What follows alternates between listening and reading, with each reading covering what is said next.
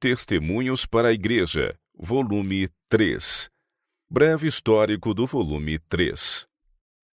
Em 1872, quando o primeiro testemunho do volume 3 foi escrito, toda a atividade denominacional dos Adventistas do Sétimo Dia estava nos Estados Unidos e em grande parte concentrada nos estados centrais e do Nordeste. Havia 86 pastores ordenados e licenciados pregando a mensagem e supervisionando a obra. Possuíamos e administrávamos uma casa publicadora e uma pequena instituição médica, ambas em Battle Creek, Michigan. Durante um quarto de século, Deus conduziu seu povo tão rápido quanto eles podiam alcançar, inteligentemente e em uníssono, primeiro na clara compreensão das doutrinas ensinadas através da palavra e depois no senso da responsabilidade de publicar a mensagem, de organizar a igreja e depois quanto ao melhor estilo de vida. Mas novas experiências e grandes oportunidades de progredir foram colocadas diante da igreja. Os conselhos do volume 3 preparam um caminho para isso. Durante os anteriores 25 anos críticos, o pastor Tiago White foi o líder da nova causa. Ele deu início à obra de publicações, labutou incansavelmente pela organização da igreja, devolveu a obra médica e encabeçou tanto a área administrativa como a editorial. Ele foi o primeiro do movimento. Com sua inteligente visão administrativa e sua dedicação total à igreja em desenvolvimento, ele foi reconhecido como o líder.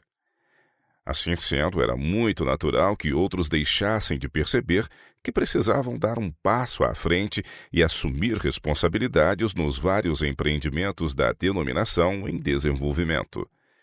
Este volume começa com um debate acerca desse problema e com um apelo aos portadores de responsabilidades para encarregarem-se da obra na sede da organização, aliviando Tiago White, pois ele estava sucumbindo sob o peso das responsabilidades. Vez após outra, através deste volume, é feita referência à obra em expansão, ao aumento das responsabilidades e à necessidade de homens mais novos assumirem e arcarem com as responsabilidades. Os perigos de confiar em um só homem como o grande líder foram claramente expostos. As experiências desse período são semelhantes às de uma águia ensinando seus filhotes a voar. Primeiro levando a avezinha sobre suas costas e então deixando-a desenvolver a própria força, mas com os pais sempre suficientemente perto para prestar auxílio quando necessário. A saúde debilitada de Tiago White, sua convicção de que outros deveriam aliviar-lhe as responsabilidades e os frequentes chamados ao dever em outros lugares, tudo contribuía para separá-los dos interesses administrativos em Battle Creek.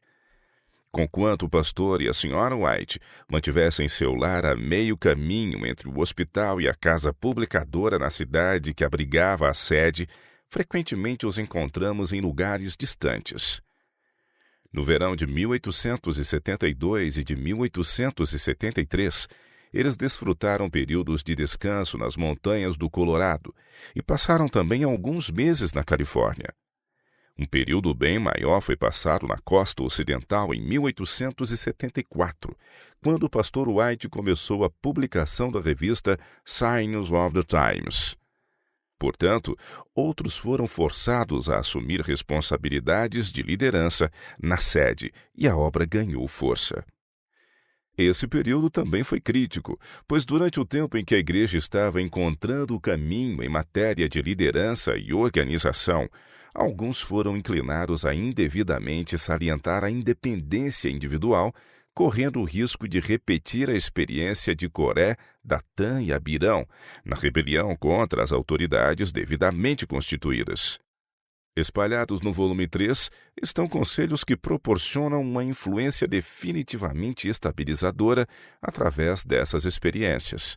Aqui e ali estão enumerados em magníficas declarações importantes princípios de organização e liderança. O período de 3 anos abrangido por este volume marcou também o fim da primeira década de ensino e prática da reforma de saúde. Conselhos foram dados no sentido de guardar-se contra extremismo por um lado e indiferença por outro. Repetidas vezes, em artigos gerais e testemunhos pessoais, Ellen White destacou os importantes princípios de temperança e correto estilo de vida e convocou o povo a progredir em sua nova e proveitosa experiência da reforma de saúde. Tudo isso estava lançando as pedras no alicerce para uma expansão mais ampla. Foi nesse período que os crentes começaram a ter um vislumbre do mundo inteiro como seu campo de ação. Era uma perspectiva esmagadora que representava um desafio. Eles não compreendiam, então, o significado da pequena escola da igreja iniciada em Barrow Creek por Goodloe H. Bell, um professor experiente que aceitara o adventismo através de contatos como paciente do hospital.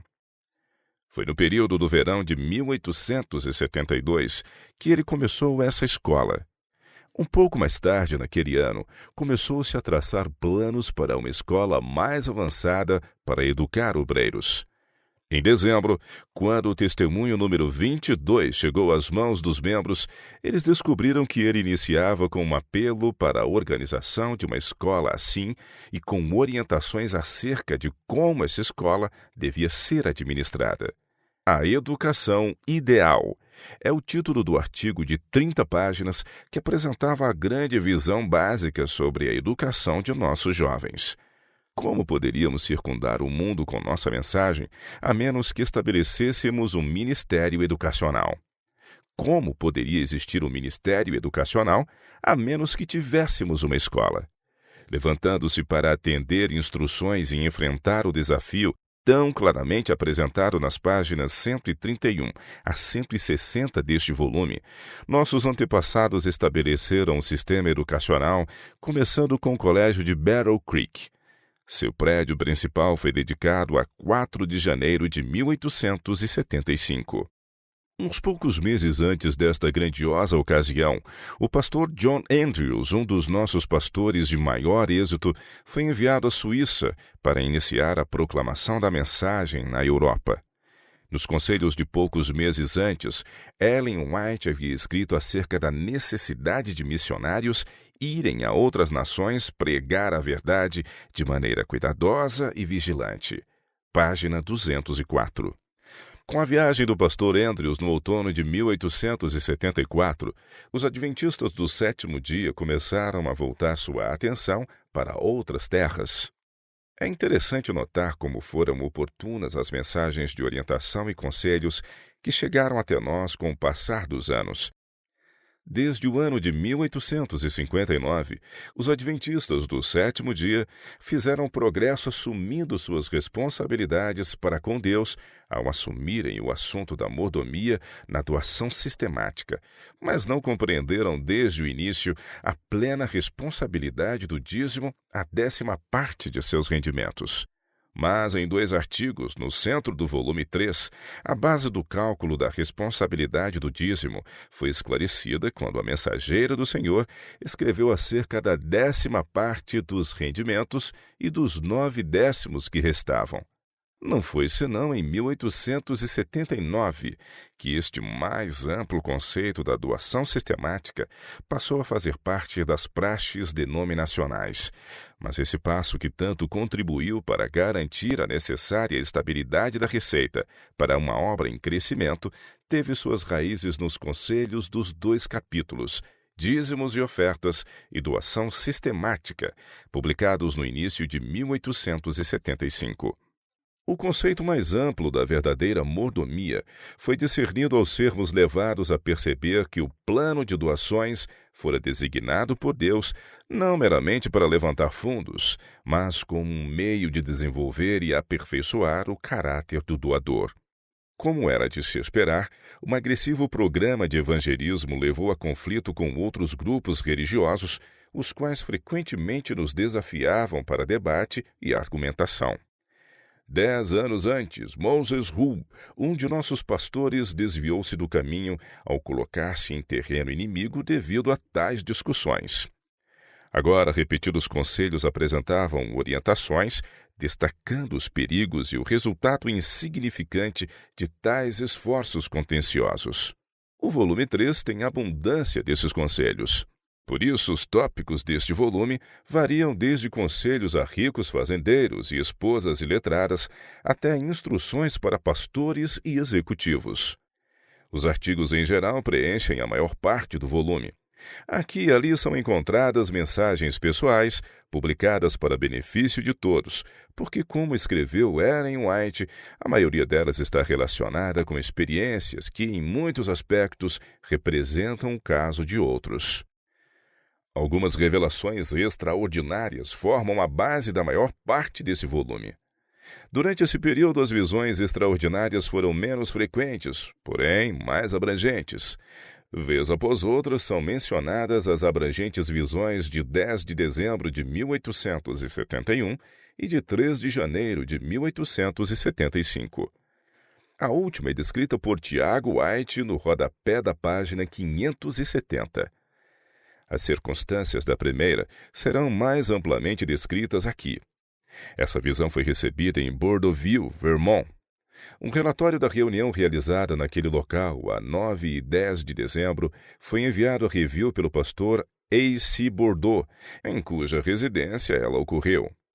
Por meio deste, aprendemos que a senhora White havia labutado especialmente pela igreja.